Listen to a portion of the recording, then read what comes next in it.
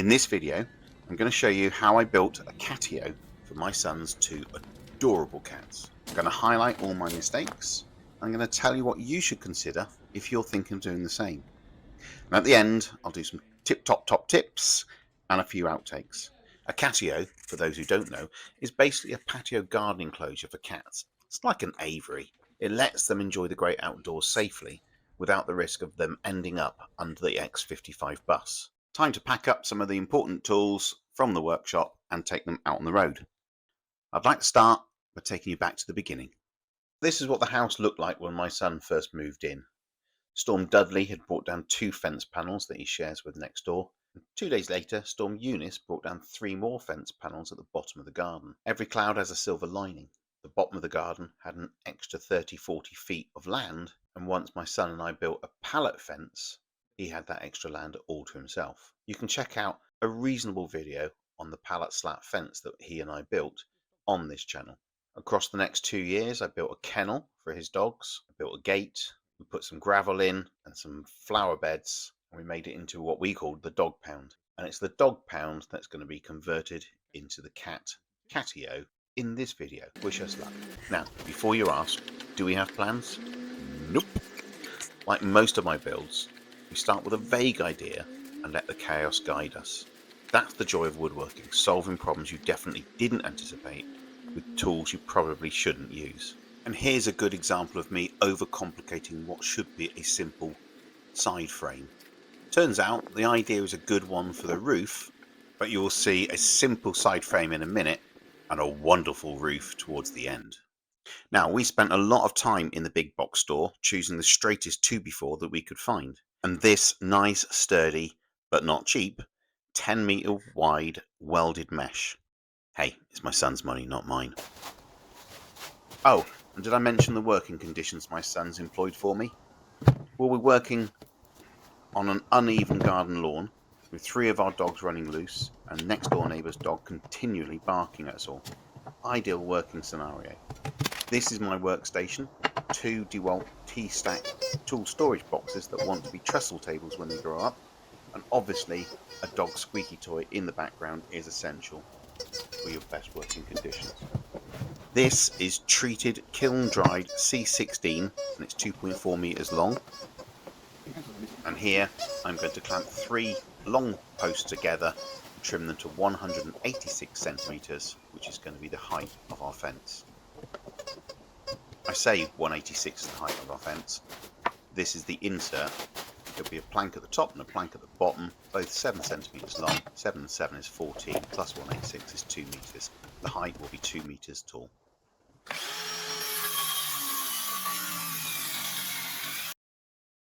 Okay, so here we are then on the uneven lawn, and we lay out the 3 186 planks and put the tops and bottoms on.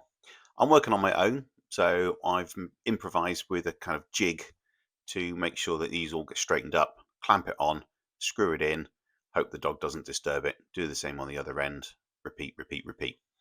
We're going to build 4 frames down the side, almost identical, but what you'll see on this one is I put 2 stickers on one end saying temporary, because we're not going to keep that in there, otherwise we'll have double width in the middle. There's the temporary sticker. That will be removed and toe-nailed into the next plank as we go along. It'll make sense as we go, I'm sure. This is us then putting the mesh onto the frame before attaching it to the wall. The video is actually out of sequence here. You can see we're putting a batten against the wall with cement screws. They are like witchcraft. They are the best thing since sliced bread. And then we offer up the frame 1 to make sure it fits before we go back and put the mesh on. Top tip, buy yourself a decent staple gun. Okay, so in these still photographs, you can see that frames 1 and frames 2 are in position. They're not screwed yet, but they are held in place by clamp. But you will notice that in the middle, there's only one divider between the 2 frames. I'm going to hand over to Building Site Martin to explain how we overcomplicated the setup of these frames, but as usual, Overcomplicated Martin will try to explain, and in particular, see if you can work out the mathematics of the widths and the heights and the depths and the widths and the heights and the depths, because he goes around in circles. Okay, so we've left stickers with the word inside on it. This will be screwed in here And in here, this major fixing coming from the wall. What we have done here is this is frame 3. Each frame we build 2 meters tall. So this is 186 in here, 186, 186. It's 210 tall, halfway being 105, that little pencil mark there. Chicken wire to the end, and then this will be offered up over to here, and then toe-nailed up there and just there. So you can see the toe-nailing here. This one is permanently fixed.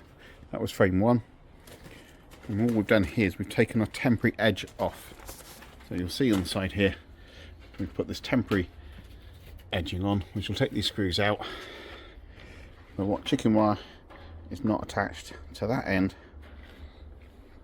and that'll allow us to take that plank off completely, and those 3 will then be offered out to there. Back to me again now. First thing we're going to do is turn the fence panel over so that the temporary edge is on the correct side, and then make sure that all the staples or any staples in the mesh are loosened.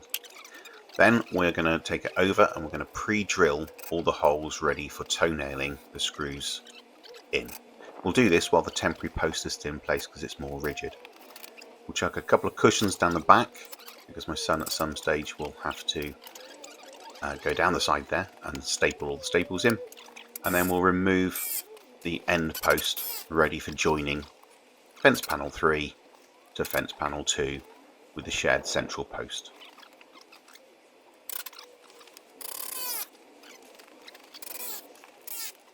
And off she comes. In she goes. And then this is the bit where a little bit of panic sets in, and I screw the nails in as quickly as possible while my son moans about how heavy a fence panel is, probably.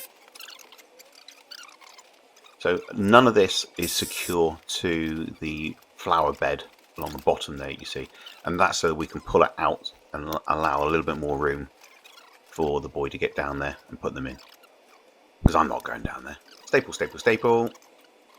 Should get an electric staple gun. That's the one thing I would do differently, is putting these staples in was hard work. I say it was hard work, I didn't do any of them. I got others to do it for me, but it does look like hard work from where I was.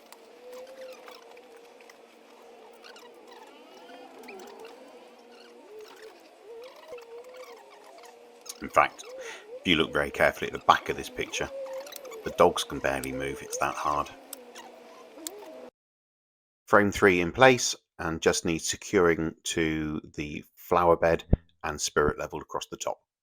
Alright, frame 4, and there are some fantastic learning points coming up here. We build the frame much the same way as we have done the frames 1, 2 and 3, and we make sure that each and every one of the 4 corners are square. My son's house, however, not so much.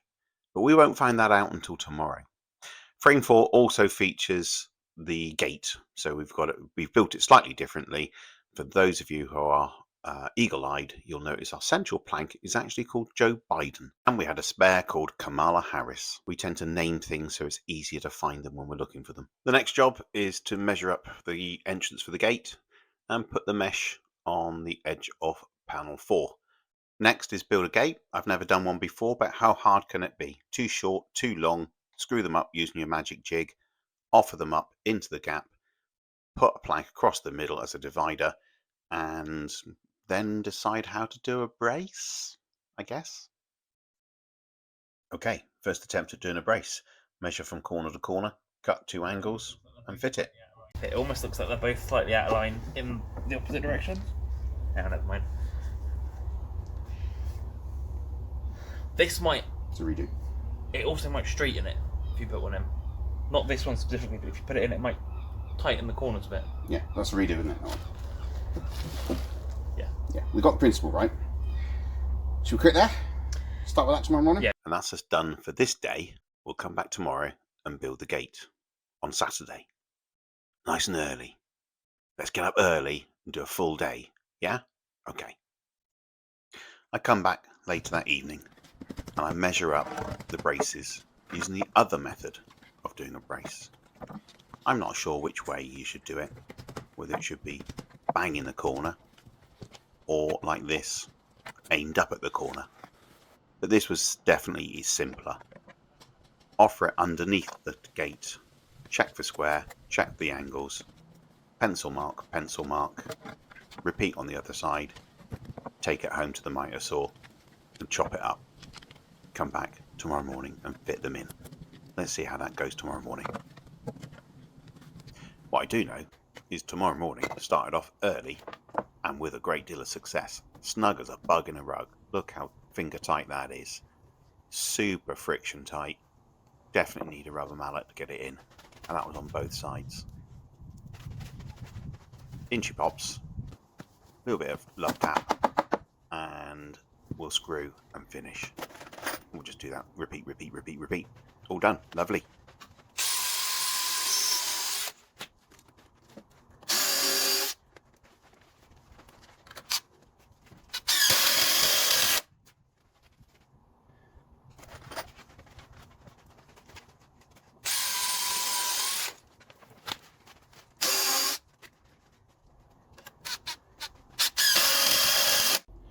One garden gate, all built and in situ, and where I've just chiselled off the excess wood, I now have a proper woodworker's cup of coffee, black coffee with wood chips here in Chippenham Town. Isn't that lovely? It's got sawdust in it as well. So I made the gate solo. There's a separate video for that, set to some lovely Gary Moore music, which YouTube won't let me play here. So go check that out if you want some bluesy woodworking vibes. So with the gate in place, our next battle was with 3 problems that all met identical times. Number 1, the gate wasn't hanging properly, and that's because the wall's not flush, it's not straight. Number 2, we had to put a roof on top of this. And number 3, we needed a batten along the side of the wall for the roof to go on. The first thing we tried doing was moving the whole of frame 4 up and down to get it more spirit leveled so the gate would sit better. However, there's a fascia board in the way, and we then contemplated cutting the length of the frame or dropping it back down again so that roof sat in perfectly, which is the solution we went with in the end. So those of you who have noticed already, you'll see it again at the very end. The gate does not sit square in the gate hole. Second problem we had was, having accepted that, this batten that I'm putting up right now is a piece of reclaimed wood and it's bent, and all the holes I drilled in go through the bent plank. When we came to reinstall it the next day, we did it with a straight plank and we had to re-drill every single hole. That's what happens when you try saving pennies by using plank. In the end, we went down to the shop, bought another one. Job done. So here we are with my youngest son putting up the straight batten. And you'll notice, because he's in the trade, he tends to take over and do everything himself.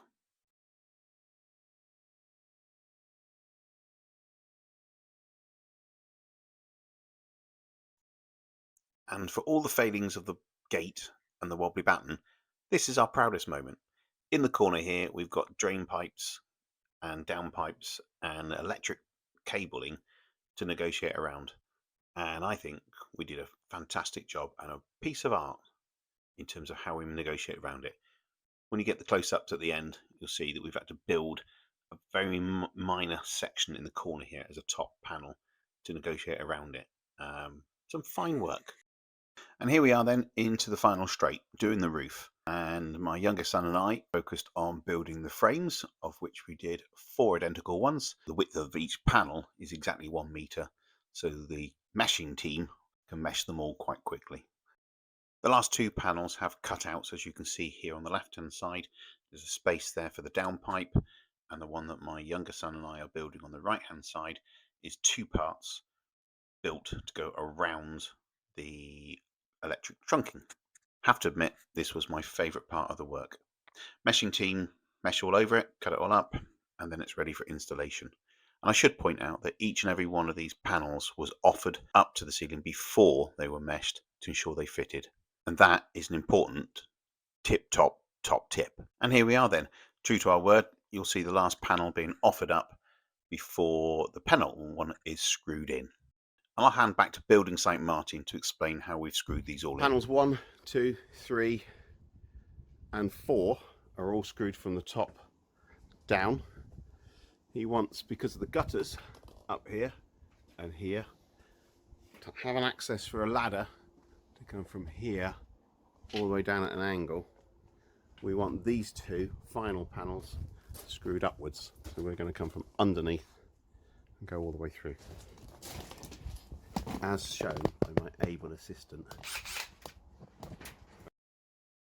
Alright, the last part is to finish this side fascia above the gate. I'd given my two sons some very simple advice. Take one sheet of metal mesh, staple it horizontally along the bottom, and then just make one cut diagonally across the top. Easy, right? No. The Iron Butcher and the Mesh Metal Bandit, or the Metal Misfits as I now call them, decided they'd do it their own way, using 3 separate pieces of mesh and making 6, yes 6, separate cuts. Meanwhile, my wife and I just stood there, watching in despair before I finally gave up and walked off the scene entirely. What a way to finish the project, huh? Okay, and that's the Catio finished. This is my son opening the gate and walking in with the dogs. Just to have a little inspection. Look at that roof. Isn't that just a piece of work? And the architecture around the downpipe. That's lovely. Gobble box in the middle. That's the roof. Staggered noggins. Love the word noggins. And that's Miso looking at the great world. Now, this next bit is where we start adding a little bit of culture to the Catio. Here's a dog ramp, actually, with carpet on it. Designed to allow dogs in the back of the car. It'll be great if you can pick up a cat. It's easier said than done. And just dump it halfway up. See if he can climb up. Lovely. Now that he's there, He's gold, that where one. does he go now? And what else can we put in here? He's now thinking, what the fuck do I do? I'm stuck up here. Not a dog. No, Bailey. Bailey's watching from the outside. Here comes my youngest son. Fit, young, handsome, with a cardboard box full of a cat. No expense spared on the cardboard box.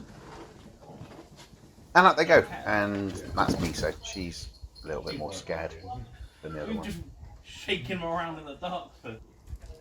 Right, Zyra coming down the back. Alright, we've left this gangway down the back here. It's going to be an absolute pain in the arse for Ryan. But hey, here comes Chunky. Oh, here we go. No, Bailey might have that's to reverse. silly, Mark, because I haven't started. no, but if Bailey tries to turn around down there, And can he turn around? No, you can turn around. Yeah, let's not go back there again, Bells. Good news. That's the one with the loose mesh. Yeah. Just. And that's only because of our failings. He's right down at panel 1, frame 1. And the mesh is not as strong as it was later in the build. Luckily, that gave him enough wiggle room to turn around and come back out again. As you can see, the cats are at the back of the Catio. And although it's a Catio, look how many humans are inside. It's like a zoo. Yeah. And as you can see, the cats love the dogs. The dogs love the cats. They've met before in the house. Nothing to fear. So, the final view of the roof and the side before we move to the logo. Right, next up is a series of top tips. Things I learned on this build and things that I think you would benefit from if you're a beginner woodworker. And obviously, finally, if you've enjoyed this video, please click on like, please click on subscribe, please change the bell notification to include my videos if you want to see more of them, all that kind of stuff. And maybe I'll see you again. Thank you very much. Bye. So here's a top tip for anyone putting together a solid tool setup. Where budget allows, go for the versions that come in the storage boxes. There's usually plenty of extra room, great for stashing accessories, batteries, chargers, or whatever extras you need on hand. And they're not just a carrying tool, they're part of a smarter storage system. These boxes click together, keeping things tidy when they're not in your van, garage, or on site. And here's the bonus. Stack a few together and they make as a makeshift workstation. Perfect for quick setups when in the middle of a job. It's a small upgrade that makes a big difference. Here's a top tip that's easy on the wallet and big on convenience. Cheap tool bags. You can often find them at pound shops, hardware clearance bins, or part of a promo deal. Take my blue bag for example. Straight from a pound shop, it's my pallet busting kit. The big crowbars don't fit, but it comfortably holds all the small crowbars, a lump hammer, pliers, and many, many more. And then there's my yellow bag, home to my old favourite, the classic Black & Decker power drill. Nothing fancy, but gets the job done when I'm drilling into bricks and mortar or helping out at jobs at my son's house. One day, we'll have an SDS drill. And then finally, there's the orange bag, a special offer from Magnuson. It came loaded with all of these tools. I've added a few Parkside bits from Lidl just to round it off. This is my go-to bag when I'm working away from the workshop, packed and ready to go for whatever the job throws at me. And here's a top tip for your next big project. Get the right kit. It's not about spending big, it's about spending smart. This mesh, for example, high quality welded mesh, hard to stretch, doesn't break when you blink at it. Same for the timber. Check all four edges, look for twists, bows and splits, put the wonky donkeys back on the shelf. Time spent here is time and effort saved on site. And if your job involves a lot of stapling, do yourself a favour and consider an electric stapler. Or better yet, do what I did. Get someone else to do the stapling while you crack open a cold can of beer.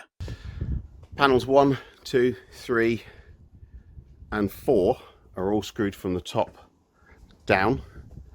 He wants, because of the gutters up here and here, to have an access for a ladder to come from here all the way down at an angle. We want these two final panels screwed upwards, so we're going to come from underneath and go all the way through, as shown by my able assistant. Slightly split there, look. It's activated glue. So this, I think this is just super glue. It might be a slightly different ingredient. Today's top tip, CA glue and activator. Always have some at hand.